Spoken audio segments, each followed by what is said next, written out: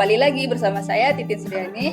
Kali ini kita akan membahas materi mengenai macam-macam organ sistem pencernaan manusia dan fungsi. Sistem pencernaan sendiri adalah serangkaian organ yang memiliki fungsi untuk mencerna makanan.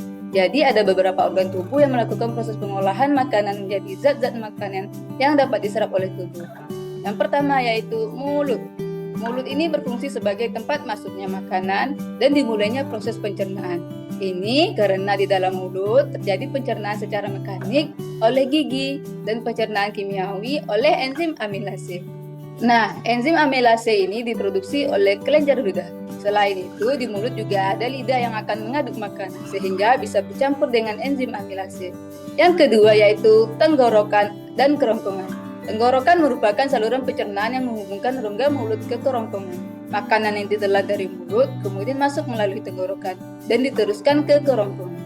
Pada dinding kerongkongan terjadi gerakan peristaltik, yaitu gerakan meremas-remas yang mendorong makanan menuju lambung. Organ yang ketiga yaitu lambung. Di lambung ini terjadi pencernaan mekanik dan pencernaan kimiawi. Pencernaan mekanik di lambung terjadi saat makanan dihaluskan kembali oleh otot-otot lambung. Sementara itu, makanan akan mengalami pencernaan kimiawi karena dicerna oleh enzim dalam getah lambung. Getah lambung inilah yang menghasilkan dari sel kelenjar dinding lambung. Organ yang keempat, pankreas, hati, dan empedu. Hati adalah organ pelengkap dalam sistem pencernaan karena akan membentuk cairan empedu yang diperlukan dalam proses pencernaan lemak. Cairan empedu ini berwarna kuning kehijauan yang mengandung garam, kolesterol, dan lestin. Cairan empedu tersebut lalu akan ditampung di kantung empedu sebelum digunakan di usus halus. Jadi, kantung empedu fungsinya menyalurkan empedu ke usus halus. Kalau hati berfungsi untuk menghasilkan empedu. Nah, kalau pankreas berfungsi untuk memproduksi enzim pencernaan untuk mencerna karbohidrat, protein, dan lemak di usus halus. Organ yang kelima yaitu usus halus. Usus halus merupakan organ pencernaan yang terletak di antara lambung dan usus besar.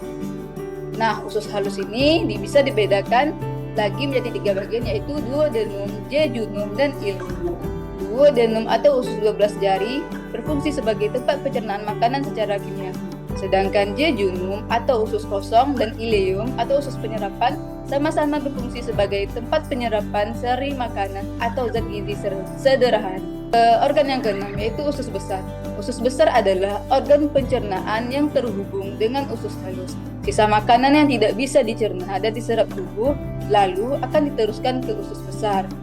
Ini karena usus besar berfungsi untuk membusukkan sisa makanan tadi dan mengubahnya menjadi feses dengan dibantu oleh bakteri Escherichia coli. Organ yang ketujuh yaitu rektum dan anus.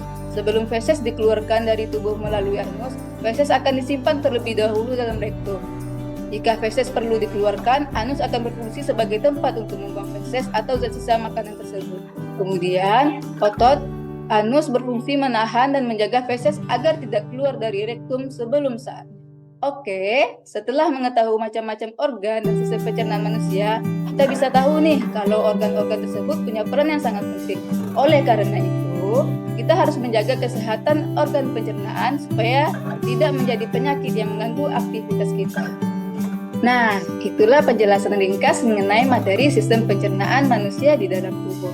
Adanya pengetahuan tentang organ sistem pencernaan dapat menjadikan diri kita untuk selalu berhati-hati.